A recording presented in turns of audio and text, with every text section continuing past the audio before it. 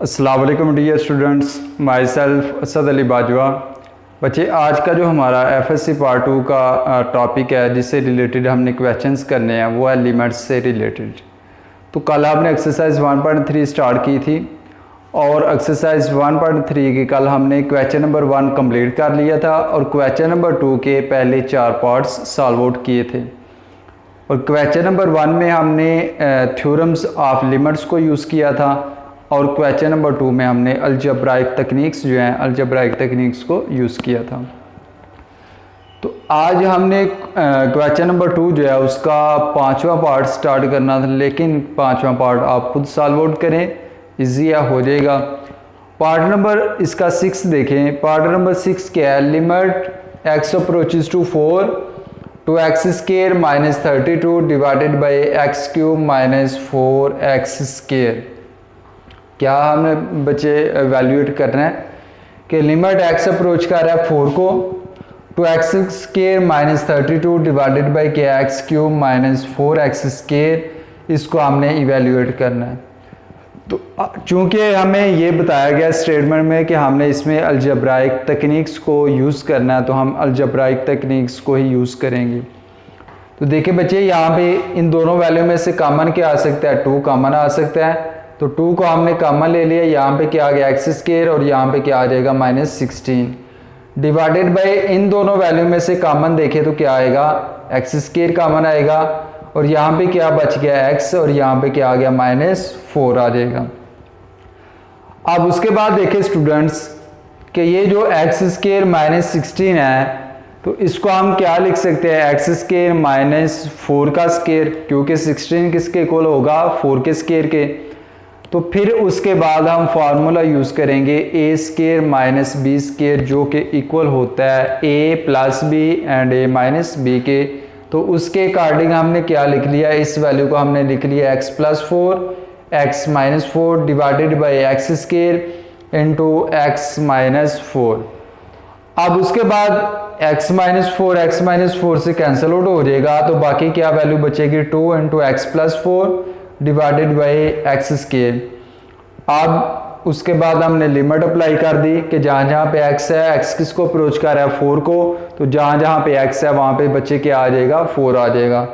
तो यहाँ पे हमने 4 पुट कर दिया, ये 4 ऑलरेडी आ रहा है डिवाइडेड बाई क्या आ गया? 4 का स्केयर।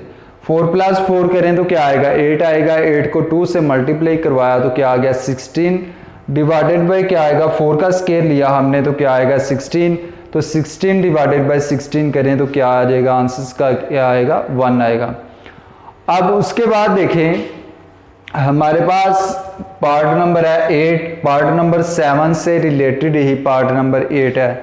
तो पार्ट नंबर 7 मैंने स्किप कर दिया है, वो आप खुद ही ट्राई करेंगे, ठीक है। मेथड उसका जो है वो पार्ट नंबर 8 की तरह होगा। तो देखिए बच्चे, पार्ट नंबर 8 क्या है? Limit h approaches to 0 under root x plus H minus under root x divided by h, ये इसके इक्वल है। अब देखिए यहाँ पे लिमिट h अप्रोच कर रही है 0 को, x plus under root h minus under root x divided by h।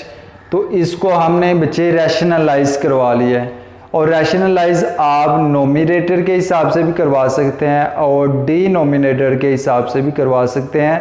तो इसलिए हमने इसको ऊपर वाली जो वैल्यू है नोमिनेटर, उसकी मदद से इसको रैशनलाइज करवाया।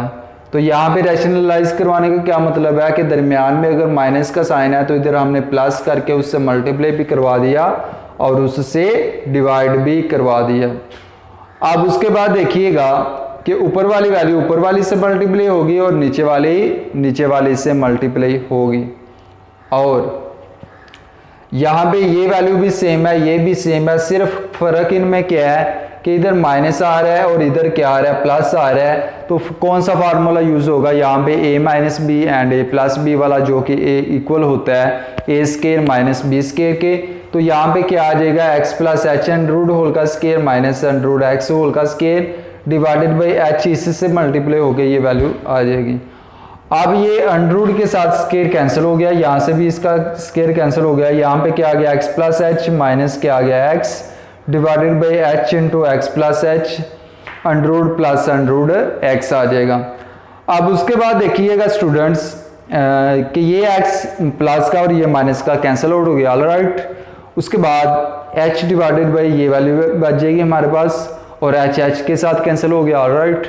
और देखिएगा उसके बाद कि 1/, उसके बाद हमने इस स्टेप के बाद लिमिट अप्लाई कर दी है बच्चे। जब लिमिट अप्लाई की हमने तो h किसको अप्रोच कर रहा है, 0 को, तो जहाँ पे h है वहाँ पे हमने क्या पुट कर दिया, 0 पुट कर दिया। तो यहाँ पे आ जाएगा 1/√x प्लस आएगा √x, तो वो इक्वल होगा 1/2√x के।